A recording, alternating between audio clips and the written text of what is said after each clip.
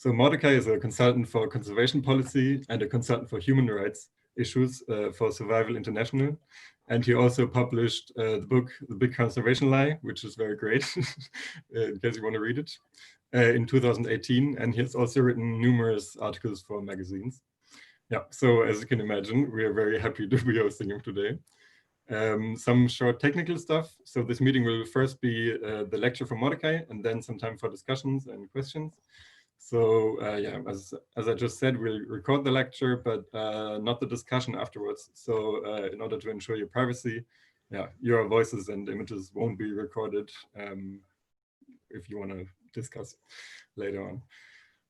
Ja, as for translation, I'll just switch to German quickly. Also ihr könnt gerne Fragen auf oder Beiträge auf Deutsch stellen und wir werden die dann kurz übersetzen. Ihr könnt sie entweder in den Chat schreiben oder sagen und wir übersetzen sie dann, wenn ihr euch auf Englisch nicht wohlfühlt. Yeah, so for this discussion you can ask in audio or text and then I'll read it out aloud. So yeah. Some things about us as a group. So we are the Basisgruppe Umweltwissenschaften Göttingen. You can translate this like a critical environmental sciences group. And we are a group engaging critically with the environmental sciences and the curricula associated with them at our university, as well as with the applied and real-life work in the environmental sector. So to do this, we organize lectures and talks like this. We educate ourselves internally in the group, and we also organize a seminar at the Göttingen University about racism and colonialism in the environmental sciences.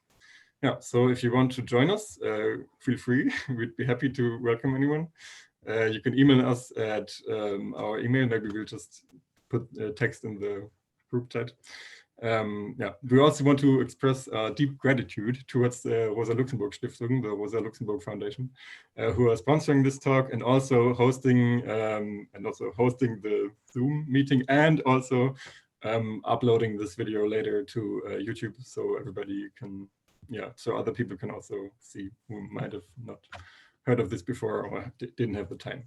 So yeah, they are a great foundation and they sponsor many amazing events like this. So yeah, feel free to check them out. They also have some, yeah, for example, the Rosa-Luxemburg-Stiftung Niedersachsen. They also have a YouTube channel with some nice stuff. Yeah, so without further ado, we'll just let Mordecai do his thing, and we're very excited for you. Thank you very much, Paul. Okay, so you've got my screen up now. Okay, as you can see, the title of my talk is Colonial Continuities in Nature Conservation. And this is a challenge to students and academics. Even though this is a public talk, I think maybe some of you are not students, but it's a challenge to all of us anyway.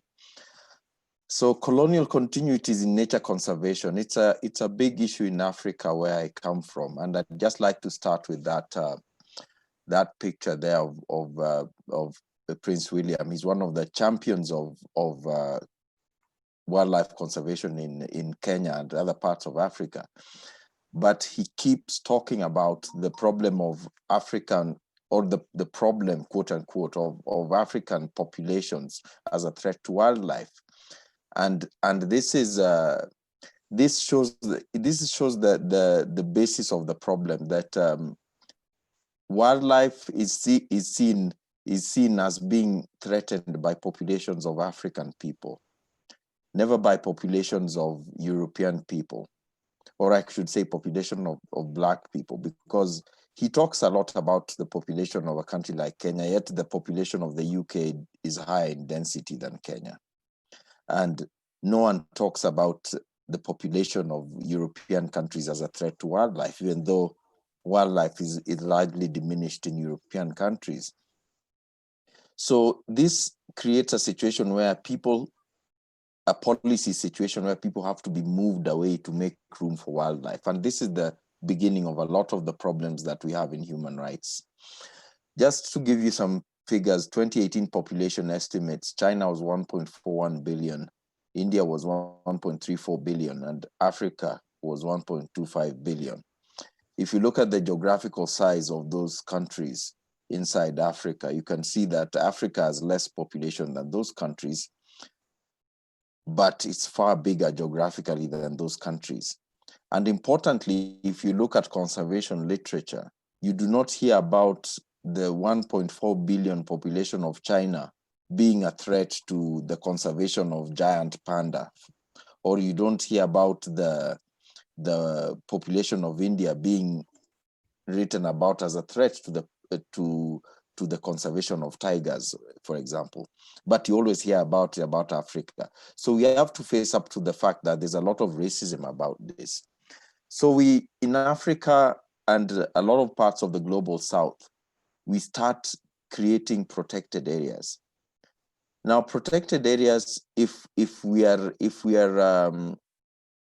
look at critically, it is one of the most accepted forms of subjugation of people in the world today, or human rights violation. It is the only legal manner in which land currently can be annexed and violently alienated from its people, its rightful owners, and because it's celebrated as a good thing. And we have a lot of protected areas. I think the protected areas that we have, we should keep them because they're important for conservation and they're part of our heritage. But we should not be trying to create more protected areas today. And this is because protected areas are always created with violence. They're always created by, they always have loss of rights by indigenous people when you create a protected area. But you know that now right now the UN and other global organizations are seeking to increase the recommended protected area from 14%, which it is today. They want to increase it to 30%. And even the UN has adopted this, this position. Currently, this is IUCN definition of protected areas. I just want to draw your attention to the red part. It's a clearly defined geographical space recognized as dedicated and managed through legal and other effective means to achieve long-term conservation of nature and associated ecosystem services. Now, the other effective means includes violence. And that is where the problem, lies, because this is where the human rights violations happen. And coming to academia, we have, this is Edward Wilson, Professor Emeritus at Harvard University. He came up with this theory of the half-Earth theory, and he even wrote a book about it. And it got awarded the Pulitzer Prize, yet it's a ridiculous idea that half the Earth can be conserved for nature, half the Earth's area. And it's not only is it a ridiculous idea, but it is very worrying to someone like me, because if we want to conserve biodiversity, you're not going to increase protected areas in London or New York. It's going to increase protected areas in tropical Africa, where I live. So we in Africa are going to lose our homes because of this idea. And at first, when this book came out, I thought it's a ridiculous idea that nobody's going to follow, but it actually gained traction. And now, as I said, IUCN, international NGOs, and even the UN is starting to follow this idea of, okay, they're not, Edward Wilson wanted 50%, but they're at least going for 30%, which means they sort of believe that Edward Wilson's idea has some merit. And you look at now, they've started doing studies that show how good it is. This is done by National Geographic and sponsored by Wyss Foundation. They say the new report finds that economic benefits of protecting 30% of the planet outweighs the cost.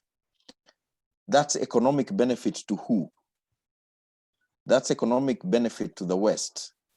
And that cost is to the global South. The cost is to Africa, Asia, Southeast Asia, maybe South America. Those countries that have that are mega diverse, that host a lot of biodiversity. So they're going to be the losers. We are going to be the losers, while the Western countries, who are the biggest polluters and destroyers of environment, are going to gain economically. So this is a completely skewed, it's a completely wrong approach to it. And so there's now even the Half Earth Project, which has a lot of funding from various foundations around the world, and it's gaining traction. And this is why people like us in conservation, students, citizens of European countries, they need to stand up against this because it is a form of fascism. In fact, we call it eco-fascism because right now, nature conservation has become an area where fascism is accepted. You can do injustice as long as it's for the environment. Again, I said this National Geographic is taking up this. You see a lot of articles about it. Yet, if you come on in Africa, there are a lot of refugees in Africa, in many countries, because of war, and sometimes because of climate stress, etc. So, if you take away more of the land that's available to Africans, you will end up with more refugees. You'll have conservation refugees or environment refugees in addition to economic refugees and war refugees. So you'll have environment refugees as well, trying to make the trip to Europe or wherever else and dying on the way. Right now, 100,000, estimate 100,000 people are trying to leave Africa every year. If we try and put in place some of these crazy ideas Edward Wilson is having, we'll probably have 150,000 or 200,000 trying to leave every year. Because there are some people who don't want to leave Africa. They want to live in Africa and make their living and farm and produce their food, but now we are pushing them off their land for conservation. The new threats are elitism, racial prejudice. I talked about that with Prince William. There's the neoliberal approach that wants to bring capitalism into nature conservation. This is a big problem because if you put capitalism in, then only the rich people will have access to nature and ecosystem services. Exclusion and militarization, the violence I talked about, human rights violations, annexation of lands and resources, fracture of cultures and societies. This is what happened in the 19th century and early 20th century when colonialization was happening. But now it is happening driven by the conservation movement. Now the risks is that we end up with violence. People come to take over lands and the owners of those lands fight back. And okay, I'm happy to report this guy survived. He's okay now. But this shows the risk we run. We'll end up starting civil wars. We'll end up creating violence and fracturing societies, like I said, and we'll have extrajudicial killings, which will happen in conservation areas. Because it's many sociologists have said that the next big wars in the world will be fought over natural resources, over forests, over water, over minerals and such. And this is already starting, driven by conservation. Some of these protected areas, we are not calling them national parks, we are calling them conservancies, especially in Africa and Kenya. And they have no basis in law. And I say they create all those risks because they're based on some illegal agreements and they're all funded by big international NGOs like the Nature Conservancy, Conservation International, WWF, etc., etc. And they are tools for taking over lands of indigenous people's lands. Conservation is dependent on creating crisis or the perception of crisis. There's this organization, this is from the David Sheldrick Wildlife Trust. They created this line that one African elephant is killed by poachers every 15 minutes. If you do the mathematics, this is impossible. We would have no elephants left. And if you see that note there, it says at this rate, there will be no elephants left roaming in the wild in 2025. I think we all know that we will have elephants in 2025. That's only 5 years away. What is happening is that we are creating wildlife to belong to the elite. We want wildlife to belong to the elite and the common people to be kept away from wildlife. And this will not work because the common people, we have to partner with the common people to save wildlife, to save ecosystems. The elite will never help anything. They're tourists, they come and visit and go away. So they cannot save wildlife. It is the common people who will save wildlife. And we cannot help ourselves by keeping them away. So we have a lot of what I call micromanagement of wildlife, using helicopters, guns, and all sorts of things, all sorts of technological tools that creates an artificial situation. Elephants get driven away driven to certain areas, and when they run away, sometimes they leave the young calves behind, and those are the ones that get taken to the orphanages and zoos. So this is disruption of natural ecosystems. We forget that African people have lived for over a million years. East Africa is known to be the cradle of mankind. So people have lived here for over a million years with wildlife. We cannot decide in 2020 that we want to separate them. Just a few more points about militarization. Militarization is a big problem in Africa because there have been a lot of civil wars. There's rebel groups and this kind of thing. And many countries like Somalia, Sudan, Democratic Republic of Congo, people have suffered for many years because of the number of small arms around. We are trying to reduce the number of arms, but conservation is taking that backwards, because conservation is bringing in even more arms than we had before. And we need to stop this, because anything that needs military to protect it is not socially sustainable. And how do people lose lands?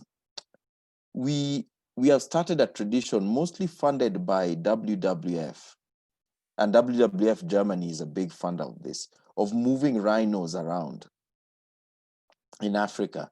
But every time rhino is moved to a place, people have to be moved out because of the perceived security risk because of the rhino horn. So every time rhinos are taken somewhere and released, like you see in this picture, some people lose their land. And then they end up having people like that. They end up having military type guards in their homes to protect the rhinos. And this is always a problem. When you bring in militarization into a place where people are not militarized, you create social problems, because all these guys you see here, they've got friends, they've got enemies, they've got brothers and all that. So it creates social imbalances and fractures in societies when you bring in arms and uniforms into societies that were not armed and uniformed. Also, we have a very strange situation where NGOs and civil society is now using arms. This is completely mixed up at the reverse of what it should be. We also have foreign mercenaries, and so people from the US Special Forces, defense contractors, these sort of people who have been messing around in Afghanistan and Iraq, they're all coming to Africa to get into conservation now. And this is a problem because they're trained to kill. They're not law enforcement. They don't carry handcuffs. They don't know anything about human rights. They just come to kill people. And you can check up later on the web, look at this organization called Veterans. It's called VETPAW, Veterans Empowered to Protect African Wildlife. If you look it up online, you will see that they're an extremely violent defense contractor type group. Others groups like the Trojan Group provides training in Africa for, they say, wildlife management, but it's just mercenary. It's training people to kill. And these are the groups operating in Africa. You see European militaries like the British Army come to Africa to protect, they claim to protect wildlife. And you can see the language they use. We are protecting elephants from vile extremist poachers. Poacher is now somebody like a terrorist. He's to be killed. He's not meant to be arrested or anything. And as you know, if you look at literature, you will know that there's no such thing as a white poacher. All poachers are black. When a white person kills wildlife in Africa, he's either a hunter or licensed hunter or unlicensed hunter or something else. But poacher is a term reserved for black people. That's just a fact of how it is. So we have to look at language as well. I just wanted to share this a screenshot from some search where in South Africa, they keep coming up with these stories that lions have eaten poachers eaten alive by lions. But it only happens in South Africa. And this anybody studying this issue will find that this is actually a cover-up for South African wildlife rangers are just shooting people and claiming that they've been killed by poachers. So we need to keep an eye on this kind of thing, and we have to interrogate these stories. And you see, even people like BBC air the stories without getting the true picture. Poachers are not being killed and eaten by lions. They're being killed by wildlife rangers and being left out in the park. So it's become like sport almost. Now, this is another project I'd like to share with you. This is Mount Kenya in Kenya, where I come from.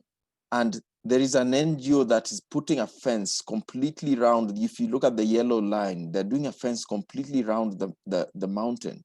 And this fence, they are saying it is for conservation, but it is keeping away the local people from the resources.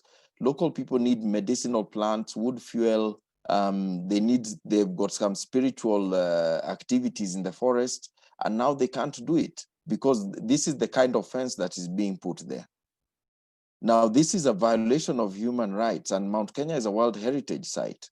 It's crazy. You will not find World Heritage Site in Australia like maybe the Great Barrier Reef. No one's fencing that.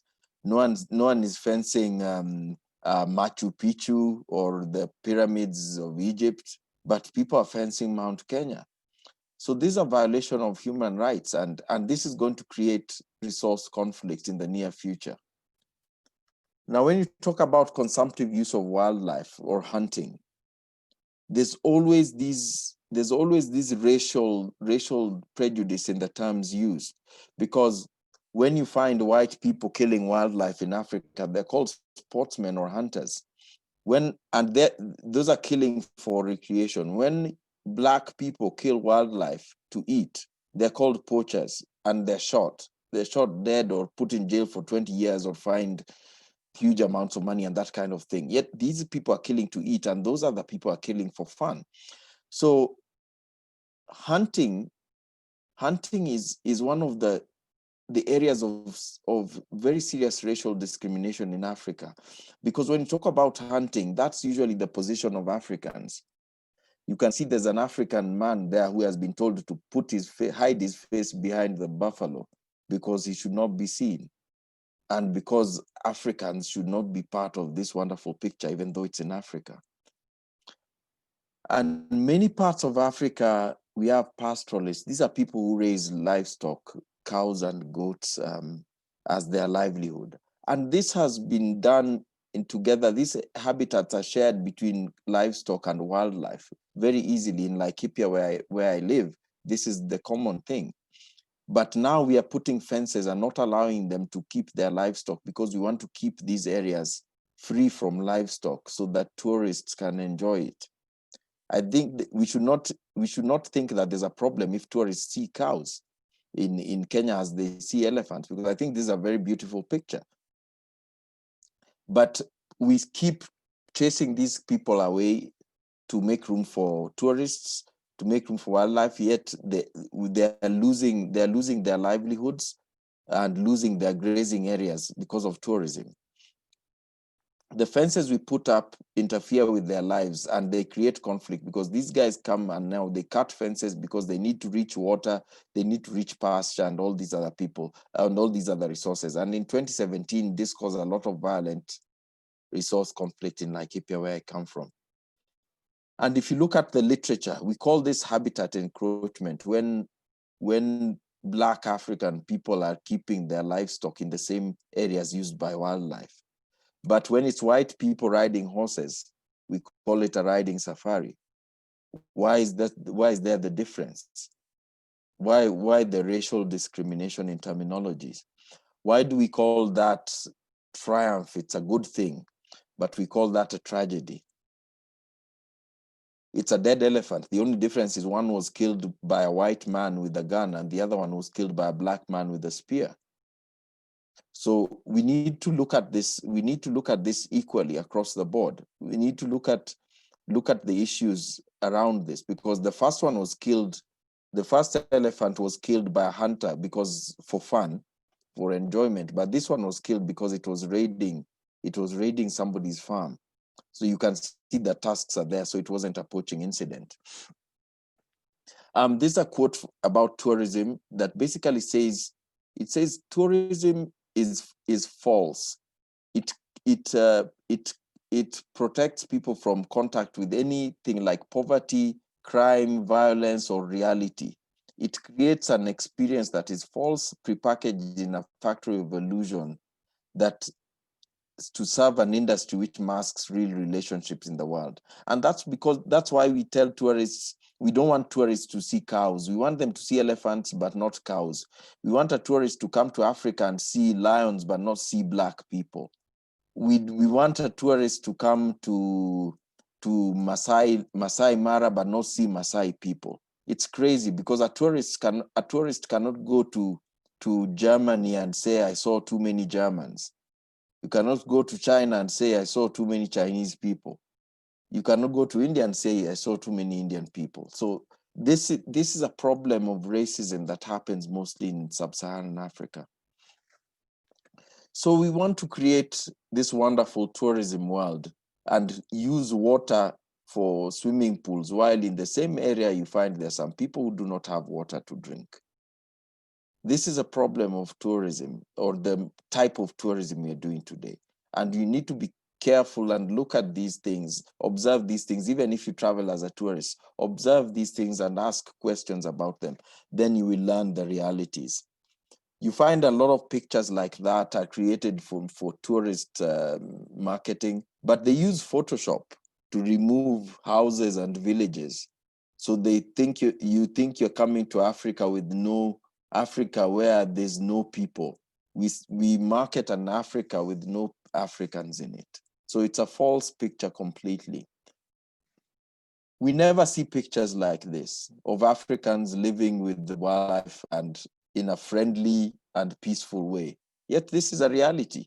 This is in West Africa, in Burkina Faso. There's a place where they have tame crocodiles and they've lived with them for 400 years. And the crocodiles are just friendly like that. There are parts of Kenya where I come from where elephants come very close to people and we are okay with it. So we don't need fences between us and the elephants. This loss also happens in seascapes. The Nature Conservancy is also taking over areas around the seashells. So certain people in the seashells cannot have access to their fishing grounds because it is now a protected area for tourism. And if you look at the calculations there, I'll just go through that quick. They took $20 million, they used $20 million to lease 210,000 square kilometers of seascape around the Seychelles. And they call it marine protected areas. And if you do the calculation, this comes to about $7.32 per square kilometer per year. That's nothing. That's nothing. That's almost like robbery. It's almost for free. And this is how conservation takes away landscapes and seascapes from people. Now people can't fish because somebody's paying $7.32 per square kilometer per year. And it's all funded by the Nature Conservancy with Leonardo DiCaprio and all these other celebrities. And they don't care about indigenous livelihoods. And this is a quote from the Nature Conservancy Director of Finance. He said, you know, you have succeeded when all the stakeholders live a little unhappy. We are talking a lot about environment now and renewable energy, but do you know that wind farms in Kenya are being fenced and taking away land from local people for windmills? So we need to think about human environment also, not just natural environment.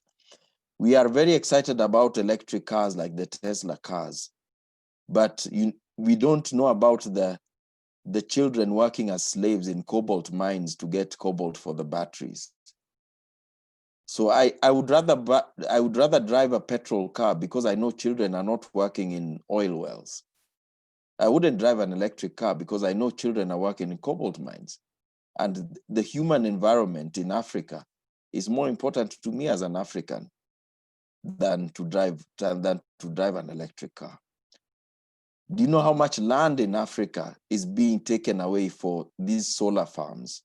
And it's being done in Africa because Africa is hot. We've got the sort of year-round sunshine. but we're losing thousands of acres of land. This could have been grazing land. This could have been farms for producing food, but now it's solar panels. We have to think about that as we look at renewable energy. Renewable energy is not all good. The neoliberal approach, this was of the Berlin Conference 1886, I think, where they decided to divide Africa amongst, a group of European men decided to divide Africa amongst themselves. If you come to 2017, we have Coalition for Private Investment in Conservation that was doing the same thing in New York, dividing conservation areas in Africa amongst different conservation organizations. So this is a new form of colonialism. It's just not taking over countries, it's taking over landscapes. So most of us, we don't notice it. There's Kenya, for instance. Kenya is an independent country, but about 12% of Kenya is controlled by the Nature Conservancy. So there's like a little colony inside Kenya. There are little colonies inside other countries as well. And if you look at this group, there's no Africans, yet they're all talking about Africa. And if you look at the membership, it's European organizations, Credit Suisse, IUCN, Conservation International, European Investment Bank, and many others. You can look at them online. A lot of them are financial organizations. Again, this is the danger I talked about later on. Capitalism cannot save environment, and we need to keep capitalism out of environmental conservation. If you look at journalism and literature, we use the term game meat to talk about meat of a wild animal when it's eaten by a white person. When it's eaten by a black person, it's called bushmeat. When an animal is killed by a white person, it's called hunting. When it's killed by a black person, it's called poaching. When a white person goes traveling through Africa, he's called an explorer. When a black person travels across Africa, it's called an encroaching. When a white person keeps livestock in Africa, it's called a rancher. When a black person keeps livestock in Africa, it's called a herder. And like that, travelers are nomads and this kind of thing. So we must stop these terms that criminalize Black people for doing exact same activities that are celebrated when done by white people. How can we escape from this? We need to develop new standards and definitions for everything, basically everything. We need to develop new definitions for sustainability, for protected areas, for conservation, for human rights. We need to have entrenched indigenous livelihoods into the conservation discourse. So we cannot talk about conservation without talking about livelihoods of indigenous people. We must partner with the humanities. And that's why I'm very happy about this group, that you are talking about the sociology, the anthropology, the politics, the history of conservation. That's very important. Tourism should be kicked out of the room. Remove tourism from the conservation discussion. Tourism is a business and conservation is a principle. We must do conservation first, and then if the tourists like what we are doing, they can come and see it. But if they don't like it, they can stay away. I think like if a tourist does not want to see Kenyan people, he should not come to Kenya. If a tourist doesn't want to see German people, should not go to Germany, and that kind of thing. So human population discussion should be removed from the discourse also as well. Human population is an important issue, but it's important in terms of education, health, services, and those kind of things.